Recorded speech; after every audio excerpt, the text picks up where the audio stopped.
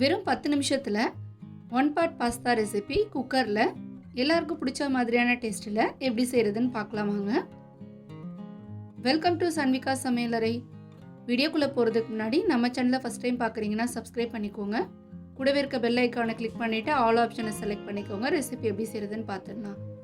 ஒரு குக்கரில் 1 table spoon எண்ணெய், 1 டீஸ்பூன் பட்டர் சேர்த்துட்டு பொடியாக நறுக்குன 3 பல் பூண்டு சேர்த்துக்கலாம். பூண்டோட ராஸ்மெல் போகிற வரைக்கும் 2 நிமிஷம் பட்டர்லேயே நல்லா வதக்கி விடுங்க. இப்போ பொடியாக நறுக்குன ஒரு பெரிய வெங்காயம் சேர்த்துக்கலாம். வெங்காயம் நல்லா கலர் சேஞ்ச் ஆகி கண்ணாடி பதம் வர வரைக்கும் 2 நிமிஷம் ஃப்ரை பண்ணிக்கலாம்.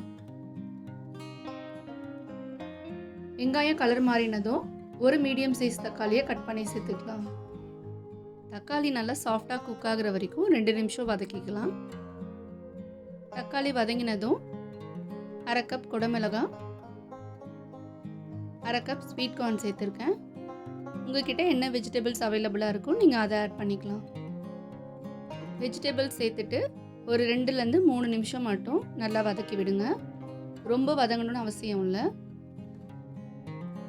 இப்போ பாஸ்தாவுக்கு தேவையான மசாலாலாம் சேர்த்துக்கலாம். 1 teaspoon pasta seasoning, 1/2 teaspoon oregano, 1/2 teaspoon தனி மிளகாய் தூள், 1/4 டீஸ்பூனுக்கு குறைவாக சில்லி ஃப்ளேக்ஸ்,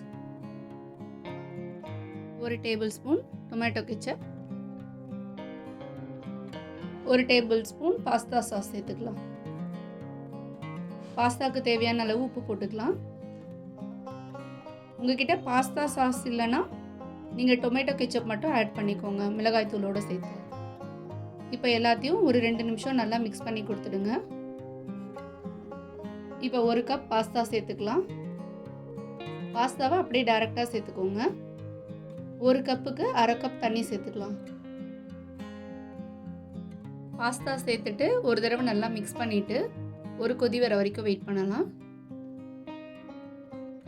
சீஸ் ஸ்லைசஸை 2லேருந்து 3 பீஸ் பாஸ்தாவுக்கு தகுந்த மாதிரி சேர்த்துக்கோங்க.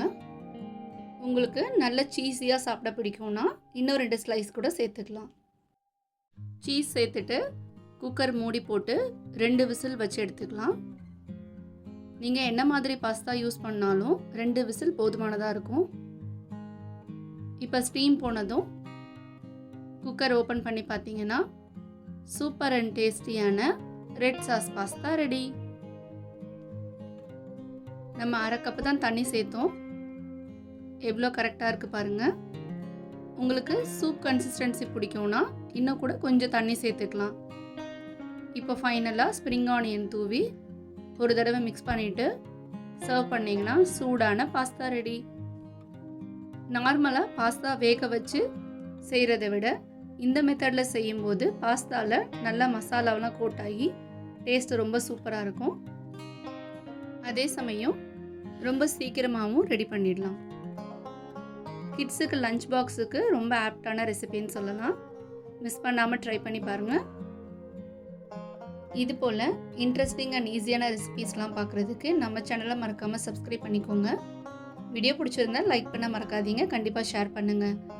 அடுத்து ஒரு இன்ட்ரெஸ்டிங் அண்ட் ஈஸியான ரெசிபீஸோடு மீட் பண்ணலாம்.